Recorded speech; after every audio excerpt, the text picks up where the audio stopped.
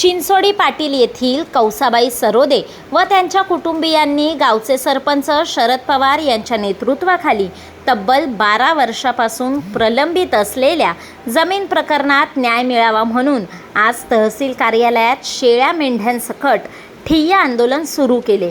गट नंबर 1026 मधील 51 गुंठे जमीन सरोदे कुटुंबाची असून कोणतेही खरेदी खत न करता व फेरफार न करता काही समाजकंटकांनी ती बेकायदेशीरपणे हस्तगत केली।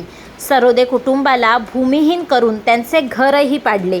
याबाबत दोषींवर अजून कुठलाही गुन्हा दाखल न झाल्याने संतप्त कुटुंबाने आजपासून चिंचोडी पाटील गावचे सरपंच शरद पवार यांच्यासोबत तहसील कार्यालयातच मुक्काम ठोकत ठिय्या दिला आहे।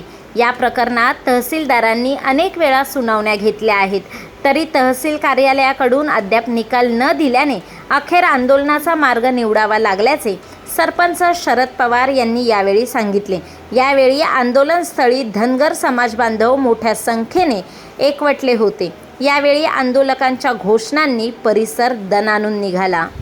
आज मोजे चिचोंडी पाटील तालुका जिल्हा अहिल्यानगर येथे चिचोंडी पाटील येथील कौसाबाई मारुती सरोदे या धनगर समाजातील या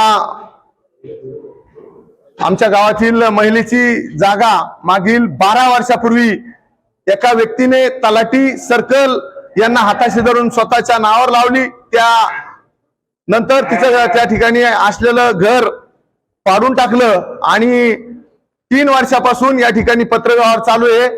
8 महिन्यापासून तहसीलदार साहेबांसमोर सुनावणी झाली आणि 2 महिन्यापासून सदर केस या ठिकाणी निकालावर बंद केली, तरी सुद्धा तहसीलदार साहेब या ठिकाणी निकाल देत नाही। त्यामुळे आज कौसाबाई सरोदे, सूर्यवान सरोदे आणि सरोदे परिवार आणि आमचे गावातील पदाधिकारी या ठिकाणी त्यांच्या या ठिकाणी आंदोलन केलेलं आहे आणि हे आंदोलन जोपर्यंत तहसीलदार साहेब न्याय देत नाही तोपर्यंत आम्ही आंदोलन या ठिकाणी सोडणार नाहीत। जर तहसीलदार साहेबांनी आज न्याय दिला नाही तर आणखी या ठिकाणी तीव्र स्वरूपात या ठिकाणी शेळ्या मेंढ्यांसह या ठिकाणी आंदोलन केलं जाईल आणि जोपर्यंत न्याय देत नाही तोपर्यंत या ठिकाणीच या शेळ्या मेंढ्यांसह यांचा परपंचासह यांचा मुक्काम या ठिकाणी राहणार आहे। निश्चितच जे गेल्या 2 महिन्यापासून निकाल राखून ठेवलेला आहे। निकालावर प्रत्येक वेळेस सांगण्यात येतो आता निकाल देतो पण तारीख पे तारीख करून या ठिकाणी निकाल देत नाही। निश्चितच याच्यामध्ये राजकीय मंडळींनी हस्तक्षेप करून या माऊलीची 51 गुंठ जमीन लुटण्याचं काम या ठिकाणी केलेलं आहे।